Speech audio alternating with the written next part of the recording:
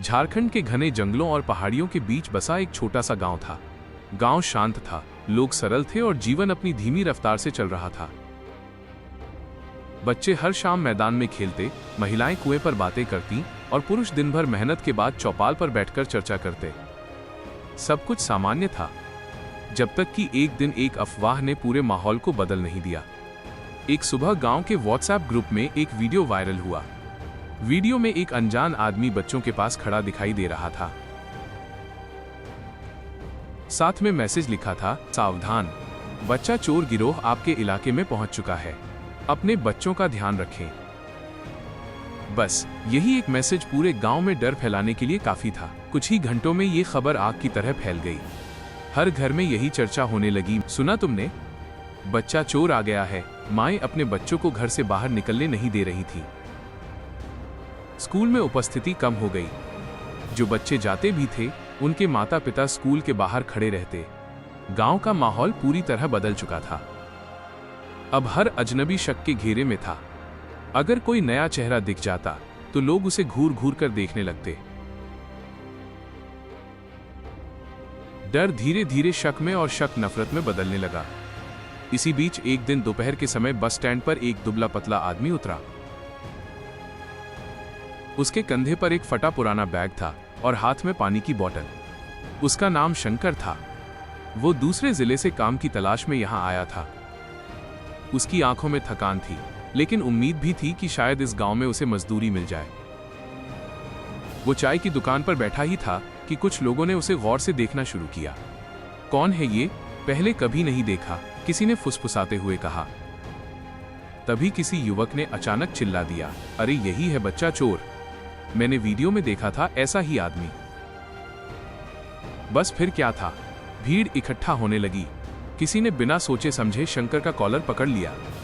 वो घबराकर बोला, भाई साहब, मैंने क्या किया, मैं तो काम ढूंढने आया हूं। लेकिन उस समय किसी को उसकी बात सुनने की फुर्सत नहीं थी। डर ने लोगों की सोचने समझने की ताकत छीन ली थी। कुछ लोग उसे धक्का देने लगे, कुछ ने थप्पड़ मार दिए। शंकर बार बार कहता रहा कि वो निर्दोष है, लेकिन भीड़ के शोर में उसकी आवाज दब गई। मारो इसे, पुलिस के आने तक भाग जाएगा, किसी ने चिल्लाया। स्थिति बेकाबू होती जा रही थी।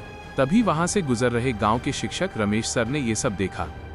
वे तुरंत भीड़ के बीच पहुंचे और जोर से बोले, रुको, पहले सच्चाई तो जान लो। रमेश सर गांव में सम्मानित व्यक्ति थे। उनकी बात सुनकर कुछ लोग थोड़ी देर के लिए रुके। उन्होंने तुरंत पुलिस को फोन किया और भीड़ को समझाने लगे, अगर ये सच में अपराधी है तो कानून सजा देगा, लेकिन अगर निर्दोष हुआ तो क्या हम उसकी जान ले लेंगे? कुछ ही देर में पुलिस वहां पहुंच गई। उन्होंने शंकर को भीड़ से अलग किया और पूछताछ शुरू की। उसके बैग की तलाशी ली गई। बैग में सिर्फ 2 जोड़ी कपड़े, थोड़ा सा खाना और एक पुराना मोबाइल फोन मिला। मोबाइल में उसकी पत्नी और 2 छोटे बच्चों की तस्वीरें थीं। शंकर रोते हुए बोला, साहब, मैं मजदूरी करता हूं, घर में खाने को कुछ नहीं था, इसलिए यहां काम की तलाश में आया हूं। मैंने किसी का कुछ नहीं बिगाड़ा। पुलिस ने गांव वालों से पूछा कि उनके पास उसके खिलाफ क्या सबूत है। सब लोग चुप थे। किसी ने कहा, वीडियो में ऐसा ही आदमी था। पुलिस ने वीडियो की जांच की। पता चला कि वो वीडियो किसी दूसरे राज्य का था और कई साल पुराना था। उसका इस गांव या शंकर से कोई संबंध नहीं था। सच्चाई सामने आते ही भीड़ में सन्नाटा छा गया। जिन लोगों ने उसे मारा था, उनकी नजरें झुक गईं। रमेश सर ने गंभीर आवाज में कहा, आज अगर हम समय पर नहीं आते तो एक निर्दोष आदमी की जान चली जाती। गांव के मुखिया ने शंकर से माफी मांगी। कुछ लोगों ने उसे पानी दिया, मरहम लगाया, लेकिन उसके दिल पर जो चोट लगी थी वो इतनी आसानी से नहीं भरने वाली थी। उस रात गांव में फिर चौपाल लगी, लेकिन इस बार चर्चा अफवाह की थी। लोगों को एहसास हुआ कि सोशल मीडिया पर आई हर खबर सच नहीं होती। एक झूठी खबर ने पूरे गांव को हिंसा की ओर धकेल दिया था।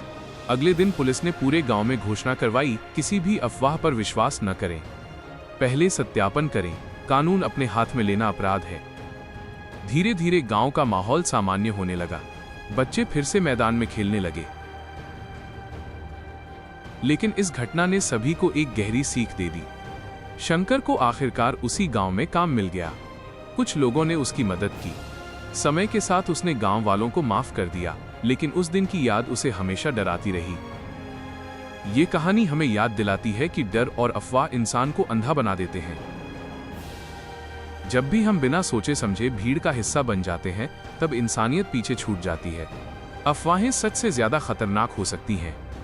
सोशल मीडिया पर आई हर खबर पर विश्वास करने से पहले उसकी जांच करें। अगर आपको ऐसे वीडियो पसंद है तो प्लीज चैनल को सब्सक्राइब कीजिए। Thank you.